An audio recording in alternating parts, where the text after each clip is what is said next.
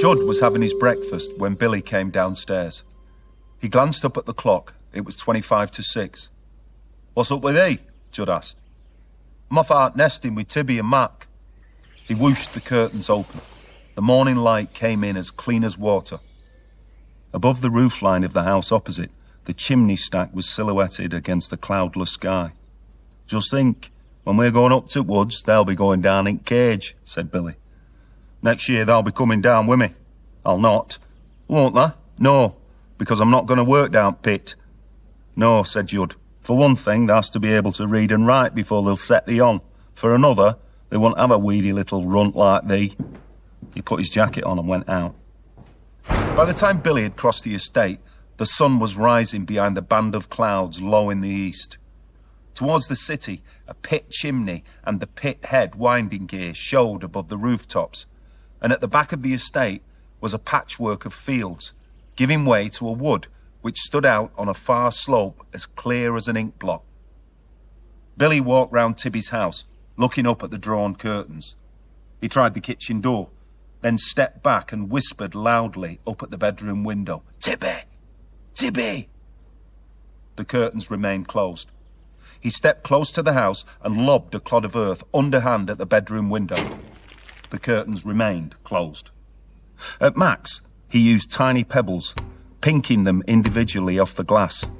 He'd used half a fistful before Mrs. McDowell pushed the window open and leaned out. "What do you want at this time?" "Aren't your Mac getting up?" "He's fast asleep."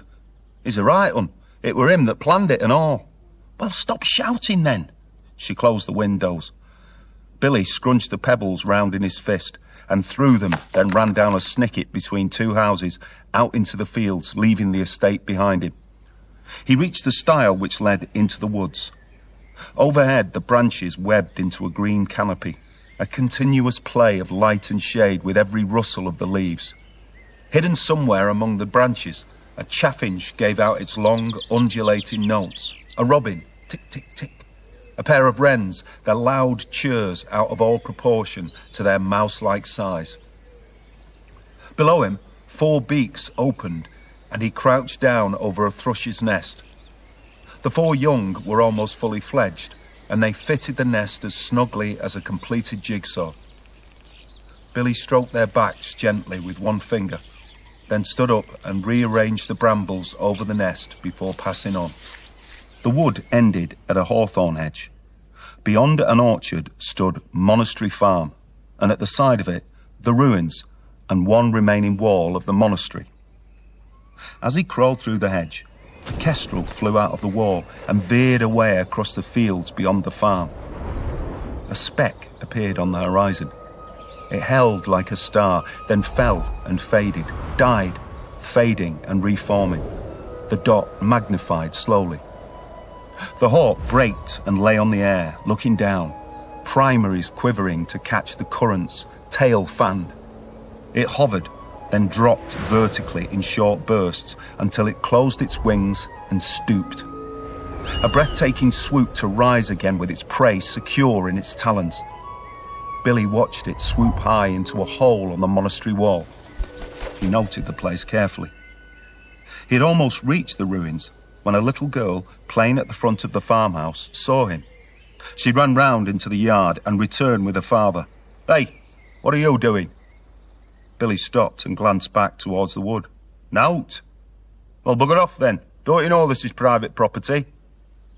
"Can I get up to that kestrel's nest?" "What kestrel's nest?" Billy pointed at the monastery wall. "There's no nest up there, so off you go." The farmer started to walk across the ruins. "Go on, mister. I've never found a hawk's nest before." As soon as Billy reached the farmer, he pointed up at the wall, his finger steady on one spot. The farmer glanced down on him and smiled. "It's nested here for donkey's years now. Have you ever been up to it?" "Never fancied going that high." Billy studied the face of the wall. "I've been going to pull it down for years," said the farmer. "What for?" "It's dangerous. If I lived here, I'd get a young un and train it." "How would you go about it?" Billy held the farmer's gaze, then looked away. He concentrated on his pumps for a minute, then looked up quickly. Do you know anyone who's kept one? One or two, but there's always let them go because they couldn't do out with them. Where could you find out then? In books, I suppose. I'm off then now. So long, mister. Billy ran across the field back the way he'd come. Got any books on orcs, missus? The girl behind the counter looked up from sorting coloured tickets in a tray. Are you a member? What do you mean, a member? You can't borrow books unless you're a member. Only want one. Do you live in the Barrow? No, I live out on Valley Estate. Well, that's in the Barrow, isn't it? You'll have to take one of these forms home first for your father to sign. He took it and looked down at the dotted lines and blank boxes. My dad's away. Well, you'll have to wait until he comes home then. I mean, he's left home. Oh, I see. Well, in that case, your mother will have to sign it. She's at work. Well, there's no rush, is there? I want a book today. You'll just have to want, won't you? She turned round and entered a little glass office. Billy beckoned her out. Where's there a bookshop?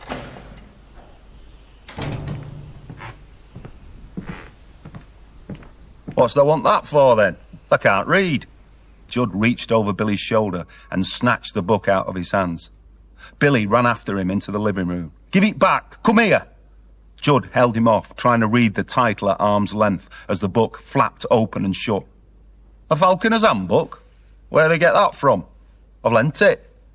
That must be crackers. How's I mean? Nicking books? He skimmed it hard across the room.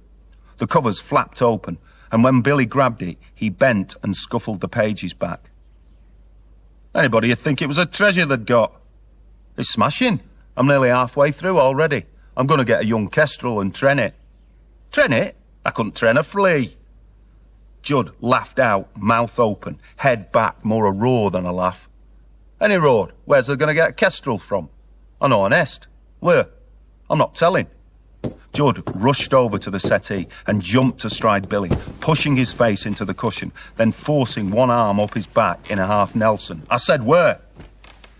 Get over, Judd. That's breaking my arm. Where then? Monastery Farm. Judd let go and cuffed Billy's scalp as he stood up. Billy sat up, rubbing the tears from his cheeks and massaging his arm. I'll have to see about going round with your gun. I'll tell Farmer if I does. He protects them. Don't talk wet, said Judd. Orcs are a menace to farmers. They eat all the poultry and everything. I know. They dive down on the cows and carry them away and all. They thinks they know something about it, don't they?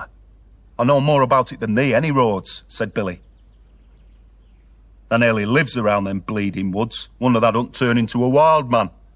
Judd stuffed his tongue under his bottom lip, grunting and scratching his armpits. Then he straightened up, grinning. Billy Casper, wild man at woods. I ought to take you in a cage and make a bloody fortune. Mrs. Casper came in from the hall, smoothing wrinkles out of her sweater.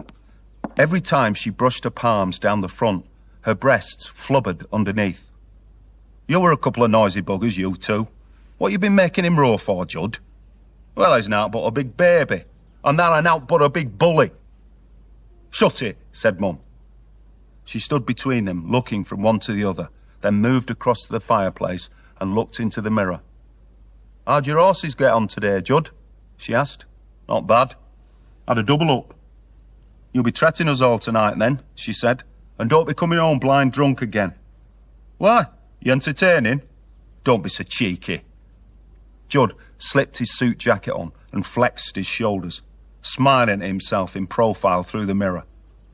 Some bird's going to be lucky to eat. He fluffed the bob at the front of his hair and walked out whistling. What are you going to do with yourself tonight, love? Read me book, said Billy. That's nice. What's it about? Falconry. I'm going to get a young Kestrel and then train it. I say, what time is it? I've cleaned bottom at shed out already, and I've built a little nesting box out of an orange box. It's 10 to 8. I'm going to be late as usual. She hurried through the kitchen and banged the door, leaving the house quiet behind her. Billy opened his book, pointed to his place, and began to lit the words as his finger crept under the lines. At the first sound of footsteps on the stairs, he slipped the book under the pillow and ran across to the light switch. The footsteps were heavy, the progress punctuated by halts that suggested each time that the climb had been abandoned. "Billy, wake up!" Judd flopped down on the bed, giggling. Billy turned Judd onto his back and took his shoes off. He worked his trouser bottoms over his heels, then pulled them over his feet and off. "I'm fed up with this bloody game. It's every Saturday night alike." Judd was asleep, snoring, mouth open. He snapped Judd's mouth shut and held his lips between his finger and thumb. Judd began to grumble in his throat. Then he tossed his head free and his eyelids fluttered. "What's up? What's up?" "Get back to sleep, you pig. Hog. Sow." Clawing at Judd with his right hand. Hog, left hand. Sow. One strike per syllable. Billy's claw involuntarily hardened to a fist and thumped Judd smack on his ear as he turned over onto his side. Then the monster began to rumble. Billy snatched his clothes off the chair, flipped off the light as he ran past and run downstairs. The farmhouse was in darkness. The moon illuminated the face of the wall, picking out the jut of individual stones and shading in the cracks and hollows between them. Billy selected his route, found a foothold, a handhold, and began to climb slowly. Hand, foot, never stretching, never jerking. Always compact, always balanced. 5 times he fell into the hole, and each time fetched out a young hawk. Each one came out gasping, beaks open, legs peddling the air. By a process of elimination, he placed them back into the nest until he was left with only one, the one with the most feathers and only a little down on its head. He lowered it into his pocket. When he reached the bottom of the wall, he opened his jacket and clucked down into the pocket. The weight at the bottom stirred. He placed one hand underneath it for support and set off back across the orchard. He started to whistle, and he whistled and hummed to himself all the way home. When Billy arrived home from his paper round, the curtains were still drawn in all the front windows, but the light was on in the living room. As he crossed the front garden, a man appeared from round the side of the house and walked up the path to the gate. Billy banged through the door and walked through into the living room.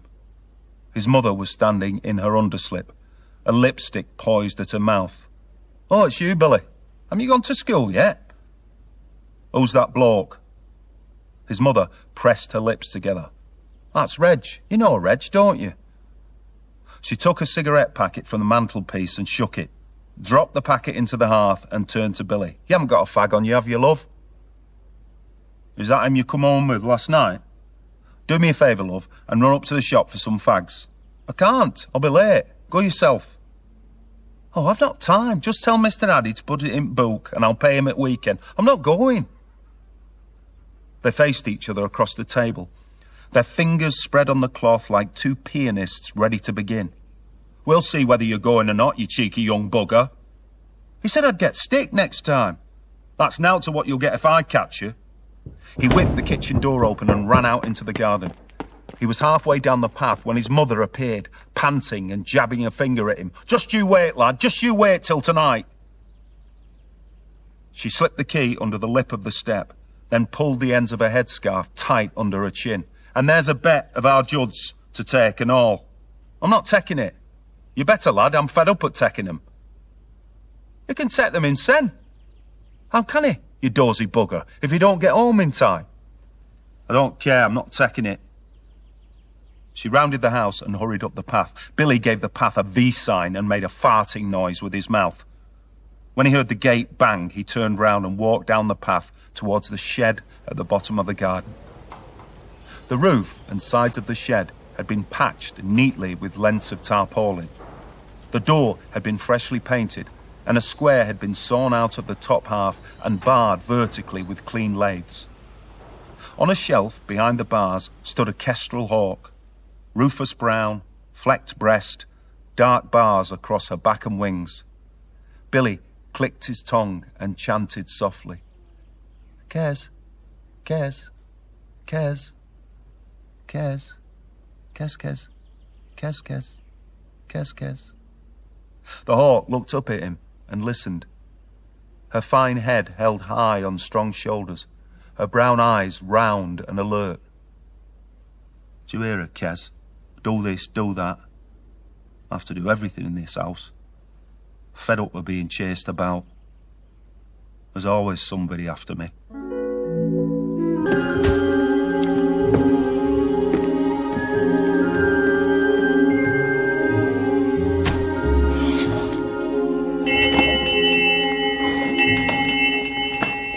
Mr. Anderson. Sir? Armitage? Yes, sir. Bridges? Away, sir. Casper? Yes, sir. Fisher? German bite. Mr. Crossley dug the biro point in. Too late. The black stroke skidded diagonally down the square. Did you say something, Casper? Yes, sir, I didn't. Stand up! The boys looked up at him, grinning, lolling back on their chairs. He's crackers, sir. You can't help it. Silence! Is this your feeble idea of a joke, Casper? It's a shipping forecast, sir. German bite comes after Fisher. Fisher, German bite, Cromarty. I know them all. It just came out, sir. And so did you, Casper. Just came out from under a stone. The class roared out again, tossing their heads back and scraping their chairs, banging their desk lids and thumping the backs and arms of any boy in range. Hymn number 175, New Every Morning is the Love. The scuff and tick of the turning hymn book pages was slowly drowned under a rising chorus of coughing and hawking in the hall, until Mr. Grice, furious behind the lectern, scooped up his stick and began to smack it vertically down the face. The sight and swish smack of the stick stopped the throat noises. Then a boy coughed. Who did that? Everybody looking round. I said, who did that? The teachers moved in, closer, alert, like a riot squad. Mr. Crossley grabbed a boy by the arm and began to yank him into the open. Grice thrust his jaw over the front of the lectern, the air whistling down his nostrils. McDowell! I might have known it. Get to my room, lad. We will now sing the Lord's Prayer, eyes closed, heads bowed. Billy closed his eyes and yawned down his nostrils into his chest. Casper! Casper! Billy opened his eyes. The rest of the school was sitting on the floor, giggling up at him. Billy dropped down as quick as a house of cards. Up, Casper! Up on your feet, lad! There was a moment's pause. Then Billy rose into view again. His reappearance produced a buzz of excitement. Grice let Billy stand there, head bowed, face burning on his chest. You were asleep, weren't you? Well, speak up, lad. I don't know, sir. Fast asleep during the Lord's Prayer? I'll thrash you, you irreverent scoundrel. You wouldn't be tired if you'd get to bed at night instead of roaming the streets at all hours up to mischief. No, sir. Report to my room straight after assembly. Now, here are the announcements. A reminder that the Youth Employment Officer will be in this afternoon to see the Easter leavers. I would also like to see the 3 members of the Smokers' Union at my room straight after assembly. Dismiss. The 3 smokers, McDowell and Billy, stood in a loose circle in the foyer outside Grice's room. Bringing me father up if he gives me stick any road, said McDowell. Why's thou always bringing the father up, said Billy. He never does out when he comes. They said last time he came up, Grice gave him stick and all. The 3 smokers fell away and leaned back on the half-tiled wall to observe. At least I've got a father to bring up. That's more than that can say, Casper. Shut the gob, McDowell. Why? What's they going to do about it, Casper? They closed up, chest to chest, eye to eye, fists ready at the hips. They'd be surprised, said Billy. Right then, said McDowell. I'll see thee at break. Any time thou wants. They all turned their heads when the door opened and Billy walked into the classroom. Mr. Farthing stopped talking and waited for him to approach. I've been to see Mr. Grice, sir. How many this time? 2. Sting? Not bad. Right, sit down then. He watched Billy to his place and waited for the class to settle. Right, 4C, to continue. Fact. On the board behind him was printed fact and fiction. Right, who can tell us an interesting fact about themselves? What about you, Casper? Billy was bending over, inspecting his hands under the cover of his desk. He blew on them and cooled them with his tongue. Casper, shouted Mr. Farthing. Billy sat up and put his hands away. Tell him about the Orc, Billy. What's this about the Orc? What is it, a stuffed one? The shout of laughter from the class spilled the first tears onto Billy's face and left Mr. Farthing looking about in surprise at these opposing reactions to his question. He's got an Orc, sir, said Tibbet. It's a Kestrel. He's crackers with it. Billy turned on him. It's better than thee any day, Tibby. Now then, Billy, said Mr. Farthing, tell me about this Orc. Where'd you keep it? In a shed. Oh, what do you feed it on? Beef, mice, birds? Wouldn't it be happier flying free? Fly it every day. I've trained it. Billy looked round as though daring anyone to challenge his authority. Trained it? Asked Mr. Farthing.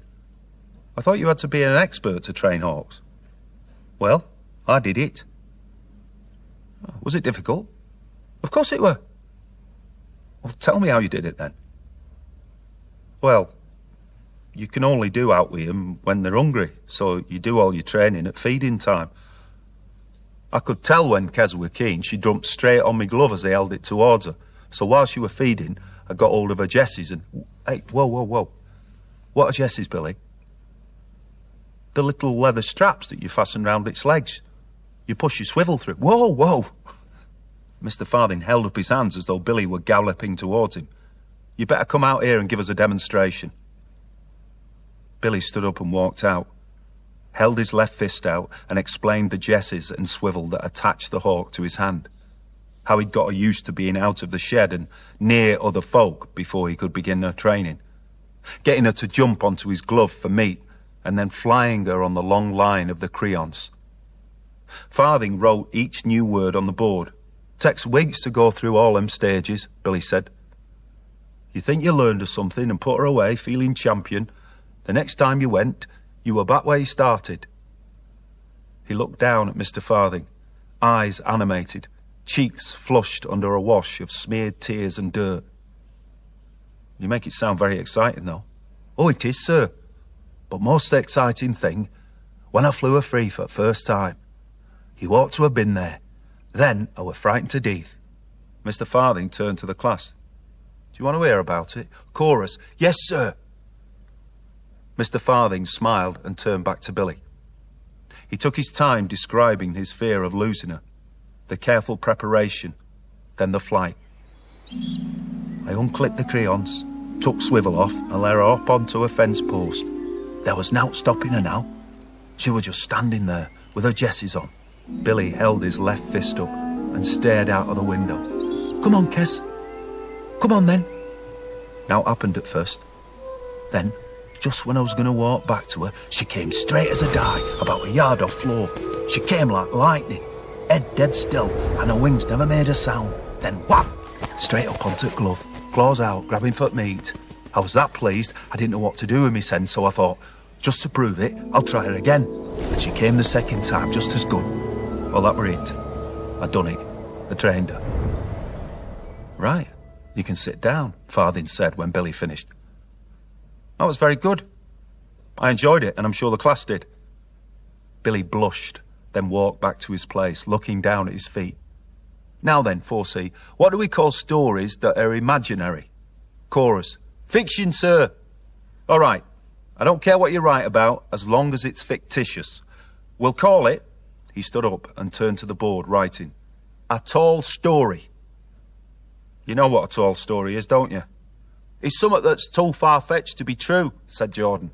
Right, Farthing sat down to direct the scene. Billy dipped his nib right up to the metal holder, then balancing on the front legs of his chair, book and head askew, he began a tall story. One day, I woke up, and my mother said to me, Here, Billy, here's your breakfast in bed for you. There was bacon and eggs and butter and a big pot of tea. The sun was shining outside, and we lived in a big house up Moor Edge. And I said, "Where's our Judd?" "He's going in the army," my mother said, "and he's not coming back, but your dad's coming back instead." My dad came in carrying his case he took away with him. When I got home from school, my mother said, "I'm not going at work anymore." And we all went to pictures and had ice cream at the intervals. And then we all went home and had fish and chips for our supper. And then we went to bed.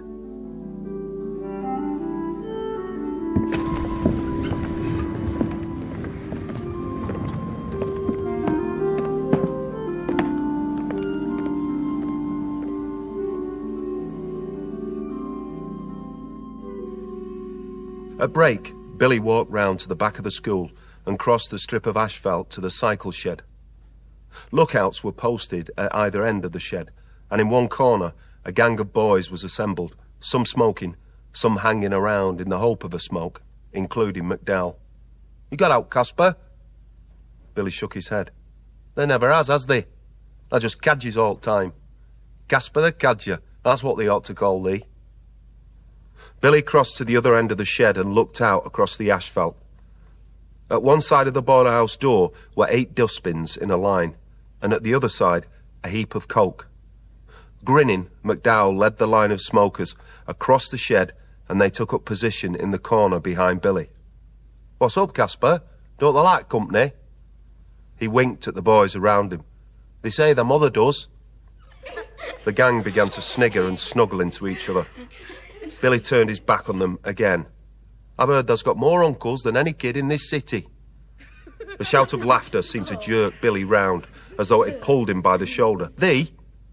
I won't say what Dad's just said to our Judd. He'd murder tha. He's nowt, your Judd." "No what? He's cock of her state, that's all. Your Judd wouldn't stick up for thee any road. He isn't even thee brother." "What is he then, me sister?" "He's not the right brother, my mother says. They don't even call him Casper for a start." "Of course he's me brother. We live in the same house, don't we?" "And he don't look a bit like thee. He's twice as big for a start. You know, like brothers." Billy ran at him. The gang scattered. McDowell took a step back, lifted one knee, and pushed Billy off with his foot. Billy came back at him. McDowell delivered a straight right, which caught Billy smack in the chest and bounced him back onto his arse. "Get away, you little squirt, before I spit on thee and drown thee." Billy got up, coughing and crying and rubbing his chest. He scooped up 2 handfuls of coke. Then he began to throw it, lump by lump. One hit McDowell in the back, another on the leg.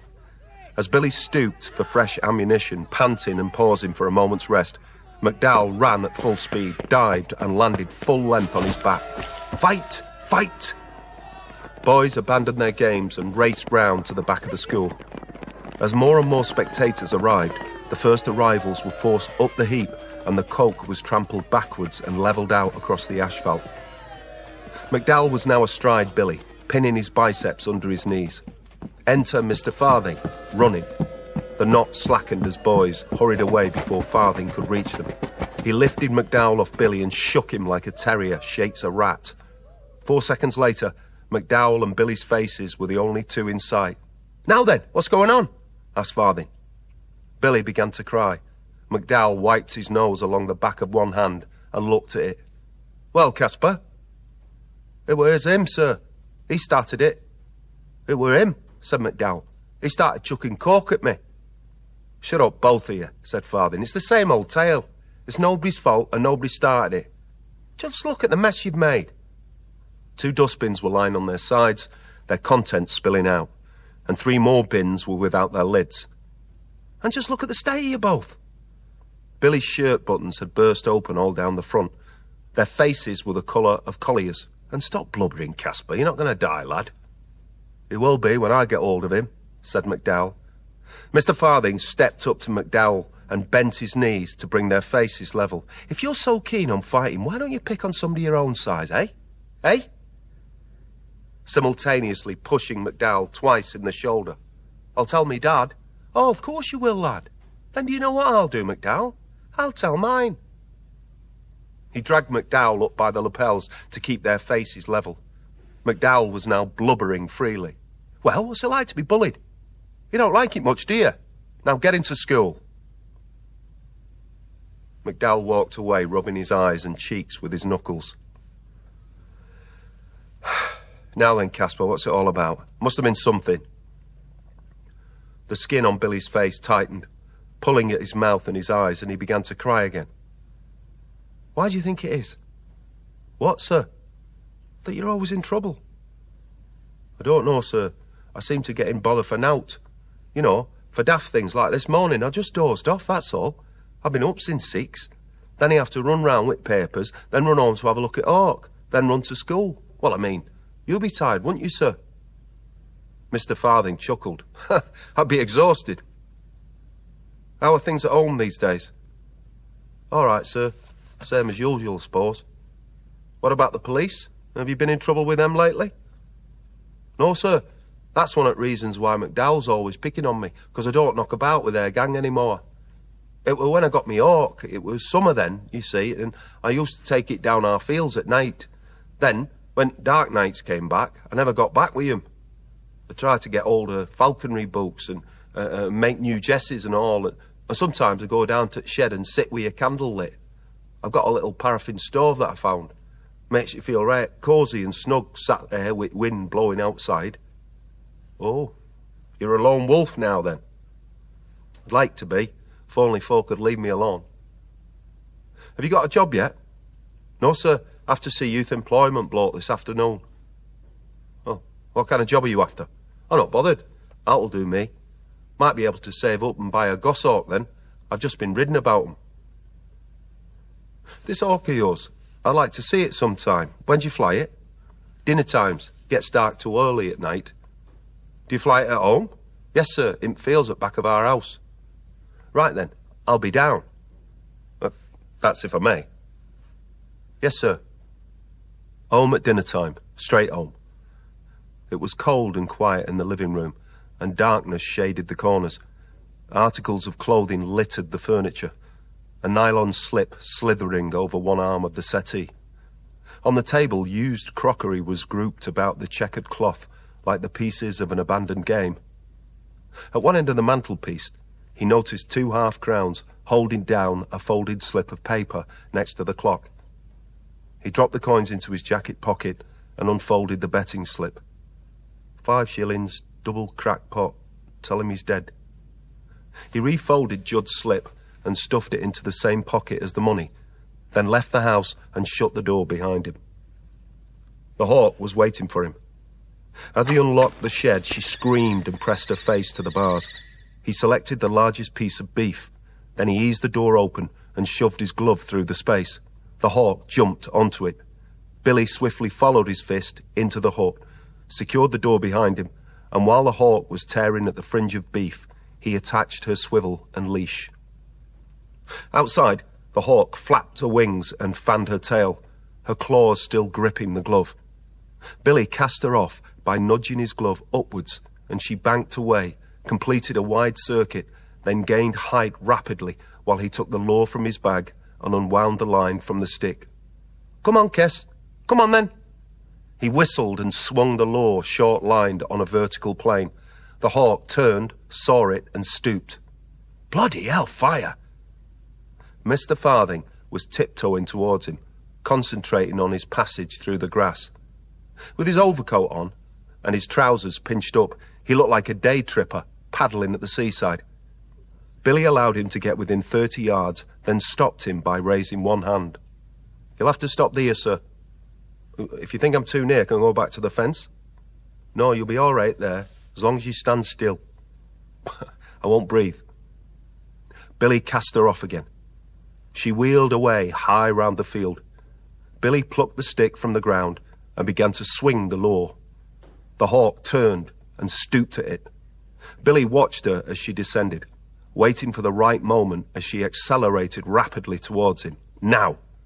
He straightened his arm and lengthened the line, throwing the lure into her path and sweeping it before her in a downward arc, then twitching it up too steep for her attack, making her throw up, her impetus carrying her high into the air. She turned and stooped again.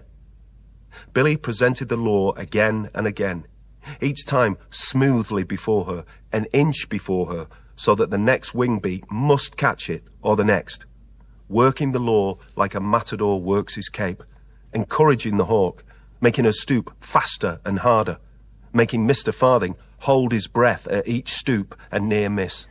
"Come on, this time, Kes, this time." She shortened her stoop and counter-stoop, which increased the frequency of her attacks and made Billy pivot and whirl and watch, but never lose control of the law or its pursuer, until finally the hawk sheared away and began to ring up high over the hawthorn edge. "Come on then, Kes, one more, last time." And she came, head first, wings closed, swooping down. He allowed her to take the remaining beef scrap from the law, then took her up and attached the swivel and leash. She looked up sharply at a series of claps. Mr. Farthing was applauding softly. "Marvellous, Caspar. That's brilliant. That's one of the most exciting things I've ever seen." Billy blushed, and there was silence when they both looked at the hawk.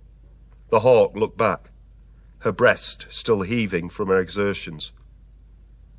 "When it flies, there's something about it that makes you feel strange," said Farthing. "Think I know what you mean, sir. You mean everything seems to go dead quiet?" "That's it!" His exclamation made the hawk jerk up and tense. "Steady on, sir. You're fretting her to death." Mr. Farthing pointed 2 fingers to his temple and triggered his thumb. "Sorry, I forgot." The hawk roused and settled again. "It was just that you got it so right about the silence. Billy, have you noticed how strange it sounded when I raised my voice? It was almost like shouting in a church." "It's 'cause they're nervous, sir. You have to keep your voice down." "No, it's more than that. It's instinctive. It's a kind of respect. I know, sir. That's why it makes me mad when I take her out and folks stop me and say, 'Is it tame? Is it tame? It's trained, that's all. And it's wild. It's not bothered about anybody, not about me, right? And that's why it's great.'" Mr. Farthing moulded a fender of sand with his shoes, then slowly looked up at the hawk. "I think it's a kind of pride and, as you say, independence. It's like a satisfaction with its own beauty and prowess. Seems to look you straight in the eye and say, 'Who the hell are you, anyway?' Reminds me of that poem by Lawrence. If men were as much men as lizards are lizards, they'd be worth looking at. It just seems proud to be itself." It stood silent for a minute, and Mr. Farthing pushed his overcoat and jacket sleeves up to look at the time. "Good Lord. I'll give you a lift if you like. I'm in the car." Billy blushed and shook his head. "What's the matter?" asked Mr. Farthing. "Wouldn't it do your reputation any good to be seen travelling with a teacher?" "Oh, it's not that, sir. I've 1 or 2 things to do first." "Please yourself, then, but you're going to have to look sharp or you'll be late. And thanks for the display. I really enjoyed it. You're an expert, lad."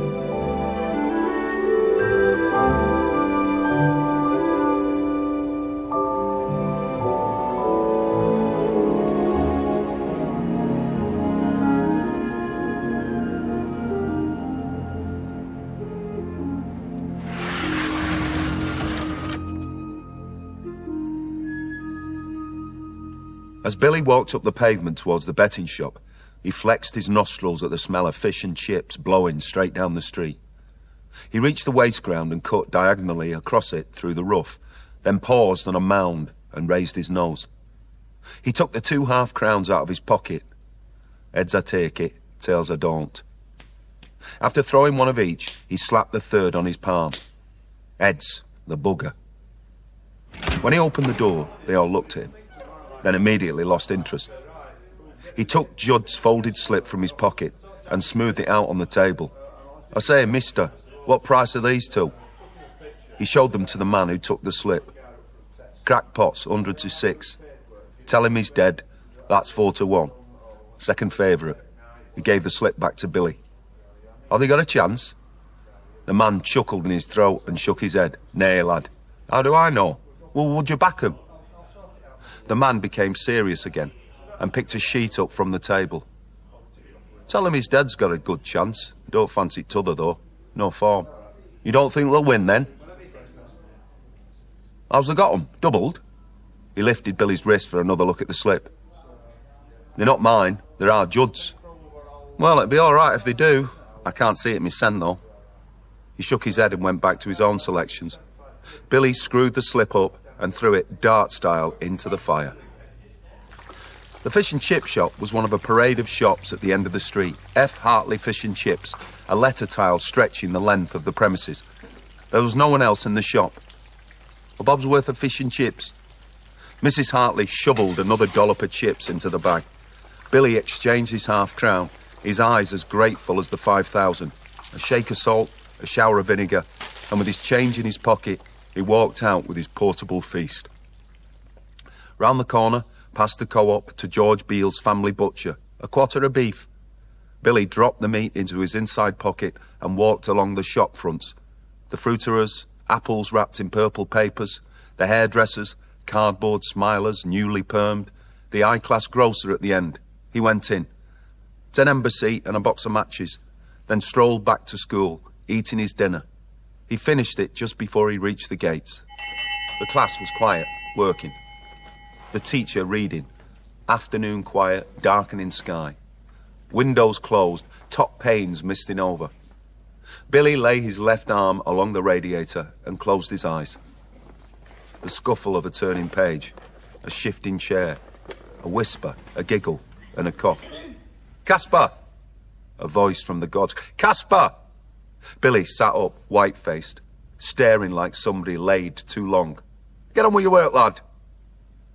Billy dipped his pen and leaned over his book, shading his eyes with his left hand. Divide 42,174 by 781. Billy's eyelids began to droop. His elbow began to slide along the desk, his body after it until the lip of the desk stopped his chest and made him open his eyes. He stared at the window as though listening to it. He wiped a hole in the mist and peered through it. "Never mind what's going off out there. Get on with your work, lad." Billy nudged the boy beside him. "Hey up, did I see somebody just coming up drive?" Then, from the corridor side, a distant clicking, building slowly to the ringing of steel-tipped heels, making everyone look and turn in anticipation towards the sound. Judd, looking in as he passed. The boys looked at Billy. The colour was draining from his face before their very eyes. Click, click, click, click. Still audible, steady as a clock. "Wasn't that your illustrious brother, Caspar?"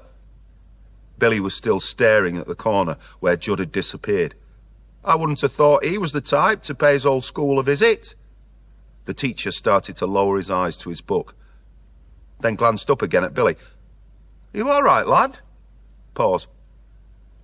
"Caspar, what's the matter with you? Do you feel sick?" "I'm all right, sir." "Please yourself." Billy shielded his face from the rest of the class and pretended to work. Tears mingled with the sweat bubbles on the side of his nose and sped down his cheeks. He licked them away and wiped his hand down his face. The bell rang. In the corridor, Tibbet was talking to Judd, who had his back to the notice board and one boot up against the wall. When Billy appeared, Tibbet pointed to him. Judd pushed himself up and took his hands out of his pocket. Billy looked at him, then sprinted, dodging and banging his way the full length of the corridor, past classrooms, cloakroom, and into the toilets. He ran straight across the toilets and out of the side door. The yard was deserted. Billy flattened himself to the wall. Inner door opening. Footsteps. Silence. Door clicking shut. Footsteps approaching. He got ready to run. Then, bang, bang, bang, as the cubicle doors were kicked back against the walls. He ducked down and raced, little man, at the side of the school, under the classroom windows. Somewhere in school, the class was singing. Billy ran back across the asphalt and tried the boiler room door. It opened.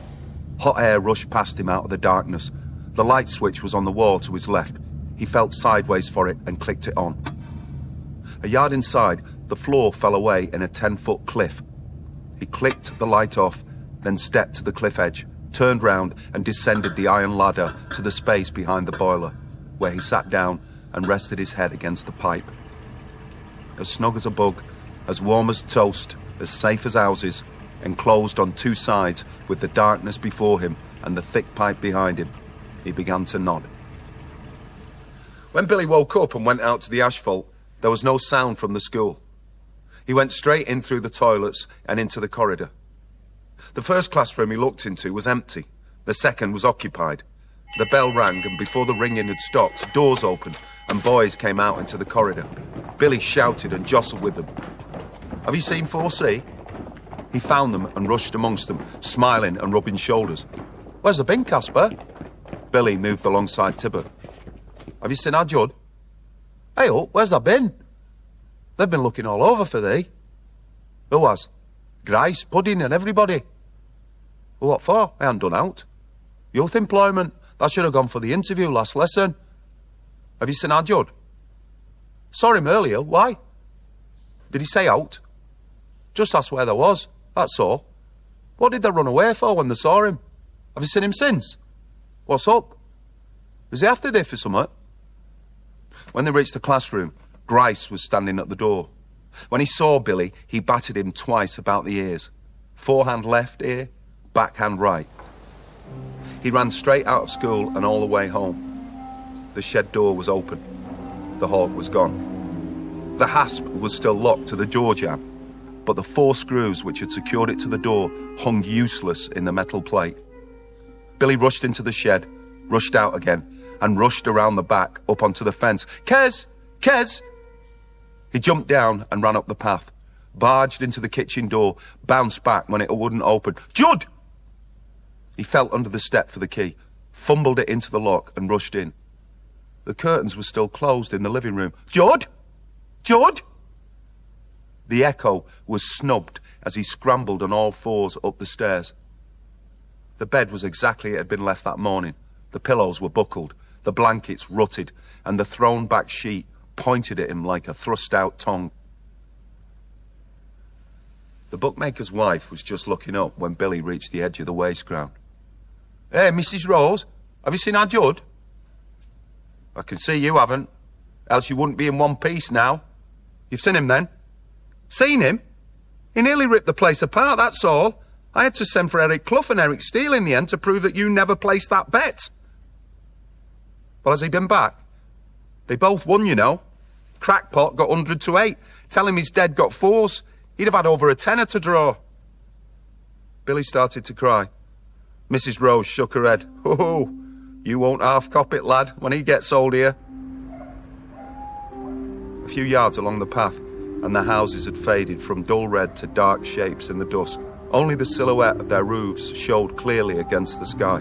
Billy pulled the law from his inside pocket and searched in the other for his handkerchief. He found it and flapped it open. Then he tied it to the law and began to swing it as he continued slowly along the path. "Kez! Kez! Kez!" His call was pitching up to a scream. He was panting and sobbing, but each time he shortened his grip on the cord to increase the momentum of the law. He held his breath. He held it each time the law travelled up, and there was silence until it fell back unattended. He ran forward to pick it up, crying. He reached the stile leading into the woods and ran over it, dragging the law behind him. "Kez! Kez! Kez! Kez!" He blundered on, shouting into the darkness, stumbling and falling on all fours, resting a moment with head down like a tired animal, then scrambling up and on again. Finally, the trees thinned, and through them he could see the lights of Monastery Farm. He made towards them, coming out of the trees at the hedge, which skirted the cart track separating the woods from the farm. To the left of the house was an open space where the monastery wall had stood. The site was clear now, except for a few slabs of tumbled masonry which could be made out as dark shapes amongst the grass. Billy stared over at the hedge across at the farm for a long time. Then he started to shiver and turned away, and slowly made his way back through the woods.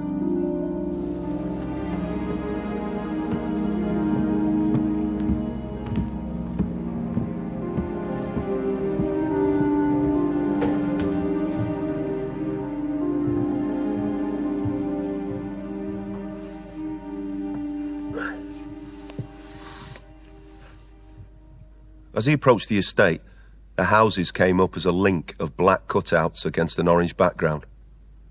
Billy reached the houses and ran up the snicket into the cul-de-sac, into the orange light. Their living room light was on. He ran down the path, round to the kitchen door and pressed the handle, paused, then allowed it to spring back as he turned away from the door and tried to see through the darkness down to the shed. Slowly he walked towards it, slower and slower, almost stopping, then sprinting the last 10 yards. The door was still open. The shed was still empty. When Billy burst through from the kitchen, his mother and Judd were half standing at the table, startled up by the clatter which had preceded his appearance. When they saw who it was, they both sat down again. "Where is it? What's I done with it?"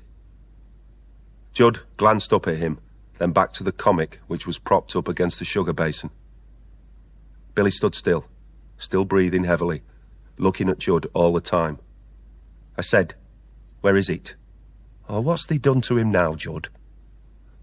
Judd backhanded the comic straight off the table and shot up, making his mother sit up straight in the chair, and Billy stopped sobbing for a moment. "It's his fault," said Judd. "If he'd have put that bet on like he was told, there'd be none of this." "And didn't he?" asked Mum. "Well, I told him before I went to work this morning." From their own side of the table, they looked across at Billy. 100-8 and 4-1, they came in. "Tell him he's dead was a cert, and I've been following that crackpot all season." Judd walked away from the table as though his loss was too great to bear, standing still. 10 quid. I could have had a week off work with that. He picked the poker up and smashed it down on the fire, flushing a shower of sparks up the chimney. "I'd have bloody killed him if I'd have got hold of him this afternoon." "Well, what's he crying about, then?" asked Mum. "Because he killed me hawk instead, that's why." Judd continued to broddle in the fire. "Oh, you haven't, have you, Judd?" "All right, then, so I've killed it. What are you going to do about it?" Billy rushed around the table to his mother and tried to bury his face in her. She held him off, embarrassed. "Gee oil then, Billy. Don't be so daft." "It was his own stupid fault," said Judd. "I were only going to let it go, but it wouldn't get out the hut. Kept lashing out on my hands with its claws. Look at them. They're scratched to ribbons." Judd held them out for inspection. Billy ran at him, aiming straight between them. Judd raised the poker, then pushed him away with the other hand. "You bastard! You big, rotten bastard!" Billy stood his ground, then turned at the cuff from his mother. "Shut up, Billy. I'm not having that kind of language in here." "Well, do something then. Do something to him." She just stood there, looking over him at Judd. "Where is it, Judd? What have you done with it?" Judd turned away to the fireplace and replaced the poker flat in the earth. "It's in bin." Billy broke from between them, out through the kitchen to the dustbin at the side of the garage. It was black inside, so he reached down, fingers feeling lightly amongst the rubbish. Then he stopped feeling and straightened up quickly, holding the hawk in his hand. Brown eyes open, glass eyes, curved beak ajar, tongue just visible in the slit. Head lolling downwards, swinging whichever way he turned it to brush away the dust and ashes from the feathers. Blowing the feathers clean, raising them with his breath, then smoothing them gently into place with his fingers. He opened one wing like a fan, and on the underside of it slowly drew a finger down the primaries, down to the body as though the wing was a feathered instrument, its note too soft for human hearing. He refolded the wing carefully across its back, then carried it through to the living room. Judd was standing with his back to the fire. His mother was standing at the table, pouring tea. The comic was still on the floor. "Look what he's done, Mum. Look at it." He held the hawk out to her across the table, yellow legs upwards, jesses dangling, its claws hooks in the air. "I know, it's a shame, love, but I don't want it." She sat down, bringing her face on a level with the hawk.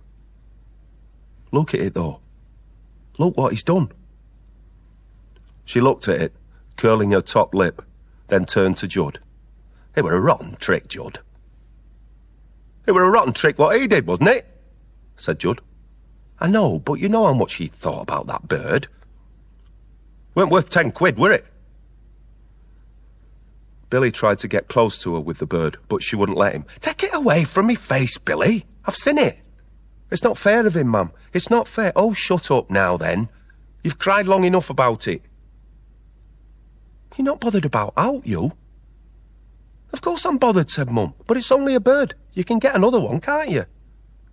She looked down at a magazine and raised her cup. Billy clenched his free hand and swung at it, fisting it clean off its handle across the room, shooting out a tongue of tea. Before Judd had time to turn or step aside, both cup and tea hit him smack between the shoulder blades. Mrs. Casper was left looking at the lug crooked on her finger. They both went for him. Billy stood up and, holding the hawk by its feet, swung it at them. Its wings opened, and the rush of feathers before their faces halted them long enough for Billy to hurdle the upturned settee and dart out between them, banging both doors behind him. Billy was panting hard, but he didn't stop to rest. He continued to walk slowly down the middle of the road. A row of derelict houses, and next to them, standing back from the road, a derelict cinema. Billy glanced at it as he passed, then stopped, and turned back and stood before it. The Palace. The arabesque lettering still visible in the plaster above the doorway. The whole facade had been finished in plaster, the pillars fluted, but these, like other areas of the facade, were peeling, revealing the same brick foundation. The forthcoming attractions board advertised nothing. An expanding gate barred the entrance, but failed to cover the upper curve of the doorway, and in the foyer behind the gate lay half bricks and stones which had been lobbed over at the boarded doors. The window was 1 foot square, covered by a sheet of zinc gauze. Billy lifted a brick and punched a hole straight through. The catch was easy, and the window opened stiffly back against the broken boards. He stuck his head in, a black square, then, right arm through, hooking onto the upper wall inside and pulling his head through, left arm through, body rotating, head down, stomach pressing into the sill, pushing off the sill, hands on the floor, stomach on the sink, forward roll, shins on the sink, and stand up. His breath was loud in the dark. He struck a match.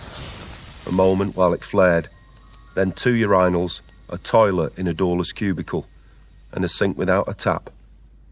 2 steps up to the door, then the match had to be dropped. He bent and peered about the floor, found a sheet of newspaper, twisted it into a torch, and lit it from a fresh match. The foyer opposite him at the far side, the corresponding door and balcony stairs. The air was damp and reeked of cat piss. Double doors leading into the stalls. The 2 partitions were still in place across the back, but when he stepped between them, there was no back row at the other side. There were no rows at all, just bare boards sloping down to the front. A few seat cushions and backs had been thrown into a pile against one wall.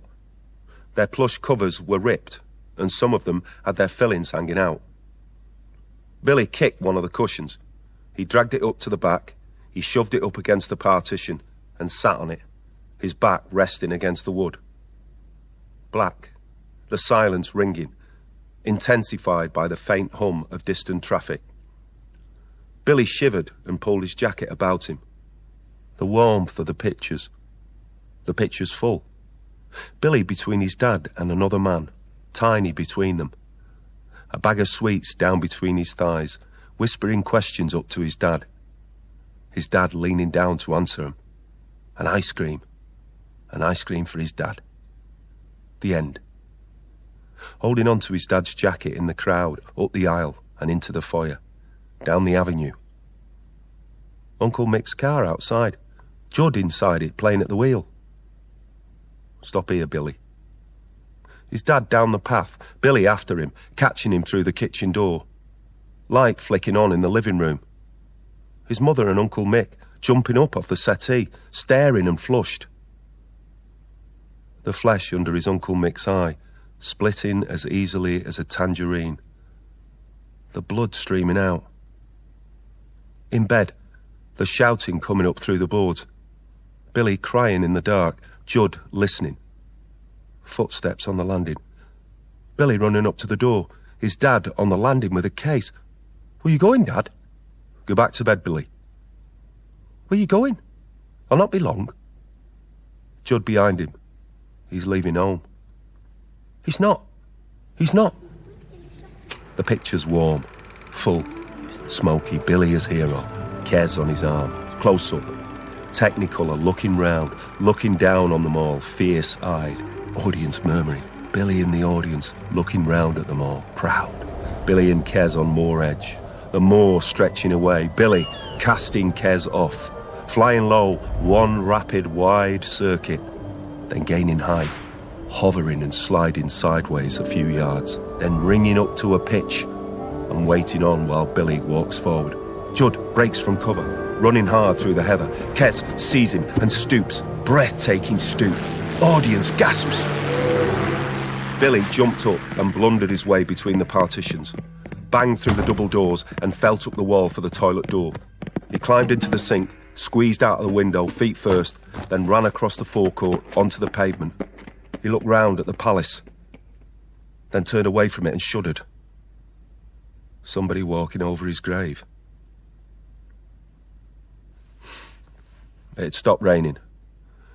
The clouds were breaking up and stars showed in the spaces between them. Billy stood for a while, glancing up and down the city road. Then he started to walk back the way he'd come. When he arrived home, there was no one in. He buried the hawk in the field just behind the shed, went in and went to bed.